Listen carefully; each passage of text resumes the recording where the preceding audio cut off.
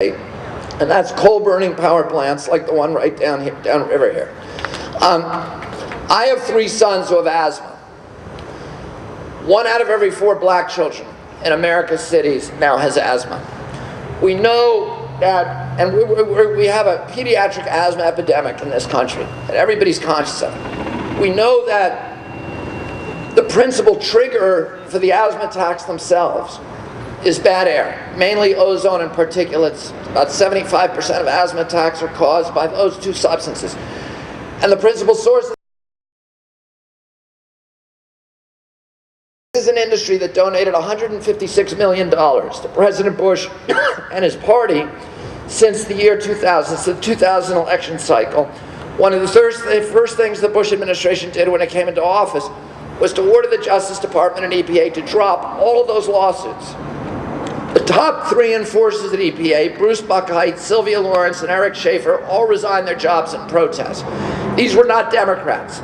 These were people who had worked through the Reagan administration and the previous Bush administration. The top Justice Department attorney, a Republican, said this has never happened before in American history, where a presidential candidate accepts money from criminals under indictment and orders those cases dropped when he achieves office.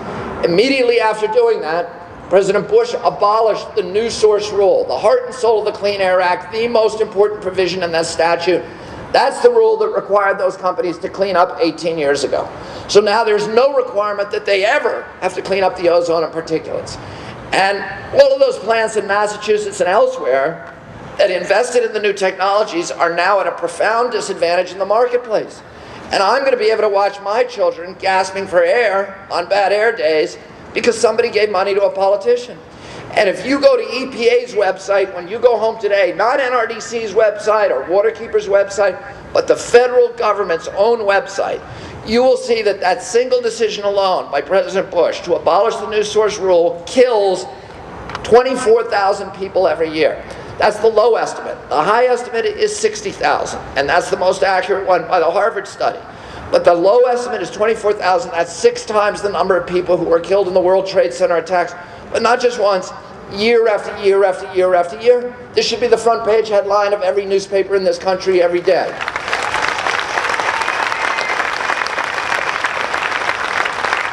And a lot of those people are here in the state of Kentucky because this is the highest concentration on this river of coal-burning power plants anywhere in the country. And if you, about 5 years ago, the federally, and I'm going to be able to watch my children gasping for air on bad air days because somebody gave money to a politician. Now, 5 years ago, the federal EPA announced that in 19 states, including Kentucky, every fish in the state is now so contaminated with mercury that they're unsafe to eat. In 49 states, at least some of the fish have mercury advisories. In fact, the only state, and the mercury is coming by and large from those same coal-burning power plants. The only state where all of the fish are still safe to eat is Wyoming, where Dick Cheney's home state, where the Republican-controlled legislature has refused to appropriate the money to test the fish. But in all the other states, at least some, most, or all the fish are unsafe to eat.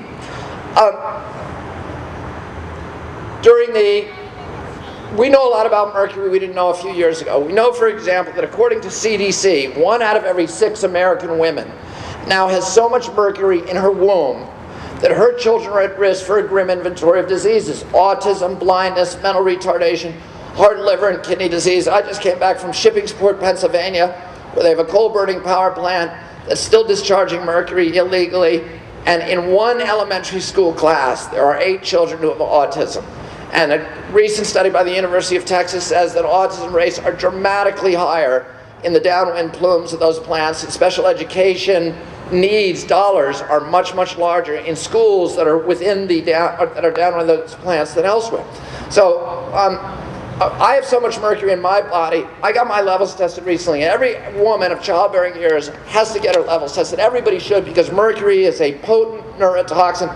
It's associated with early onset Alzheimer's and dementia and memory loss, etc. But women particularly, because it's so damaging to children in their fetal stages, And you can do it by going to our website, Waterkeeper Alliance, and send us a little lock of your hair, and we'll send you back your mercury levels. My levels are, just from eating fish, 2.5 times what EPA considers safe. If you ever eat tuna fish, or if you ever eat sushi, you got to get them tested right away. My levels are, as I said, double what EPA considers safe. I was told by Dr. David Carpenter, who's the national authority on mercury contamination, that a woman with my levels of mercury in her blood would have children with cognitive impairment, permanent brain damage. I said to him, you mean she might have? And he said, no, no, no. The science is very certain, Al. Her children would have some level of permanent neurological injury. Probably, he estimated, at the levels that I have, a permanent IQ loss in those kids of 5 to 7 points. Well, today, according to CDC, there are 640,000 children born in this country every year who've been exposed to dangerous levels of mercury in their mother's wombs. The Clinton administration, recognizing the gravity of this national health epidemic, reclassified mercury as a hazardous pollutant under the Clean Air Act. That triggered a requirement that all of those plants remove 90% of the mercury within 3.5 years, including this one down here. And it would have cost them less than 1% of plant revenues. And we know that it works. We know that when they remove the mercury, within 5 years, it mainly disappears from the fish in the waterways downstream, downwind of that plant. So it was a great deal for the American people, but still billions of dollars for that industry. And that's the industry that gave $156 million to this administration. And 3 years ago, the White House announced that it was abolishing the Clinton-era rules and substituting instead rules that were written by utility industry lobbyists that will require the industry to never have to remove the mercury. The new rules, incidentally, were written by a law firm called Latham & Watkins, which does a lot of good things, but at that time, they were the principal lobbying firm for the worst of the worst of the worst of these utilities, companies like the Southern Company, which is just a criminal enterprise. And the top lobbyist for that law firm was a man named Jeffrey Homestead, and he's the guy that President Bush chose to run the air division at EPA. So he just took language that he wrote when he was a lobbyist for these companies and turned it into American law and saved billions of dollars for his buddies by imposing tens of billions of dollars of costs on the rest of us. And I'll just tell you the rest of the story, because we sued him to stop him from doing that. And we forced him, it took him an extra 2 years to do it. But when they finally got it done, the day after they promulgated those regulations, Homestead's top 2 deputies, who were former lobbyists for the Southern Company, resigned their jobs at EPA and went back to work for Southern Company, their public service having been done. And you know, Philip Cooney, the guy I was talking about, who's the president's #1 environmental advisor, when this New York Times series recently aired, he was forced out of the White House, and 2 days later he was hired by Exxon Corporation. And in fact, he never stopped working for Exxon. It's just that you and I were paying him for the past 7 years. And Jeffrey Homestead just left EPA finally to go to work for Bracewell Giuliani, which is Rudy Giuliani's Texas-based lobbying firm, and they are now the principal lobbying firm for the Southern Company. So this is this revolving door of plunder that you get when you allow polluters to run a democracy. And you know, we're living in a science fiction nightmare today, where my children and every child in this state, and most of the children in America, can now no longer engage in the seminal primal activity of American youth, which is go fishing with their father and mother in the local fishing hole, and then come home and safely eat the fish, because somebody gave money to a politician. I live 2 hours south of the Adirondack Mountains, the oldest protected wilderness on the face of the earth. It's been protected as forever wild since 1888. I take my kids fishing and hunting and hiking and swimming, canoeing, camping there. We had a right, the American people, to believe that generations of our citizens would be able to enjoy those pristine landscapes, the forests and lakes unspoiled. But today, 1/5 of the lakes in the Adirondacks is sterilized from acid rain that's coming from those same coal-burning power plants, and which has incidentally also destroyed the forest cover on the high peaks of the Appalachian from Georgia all the way up to northern Quebec.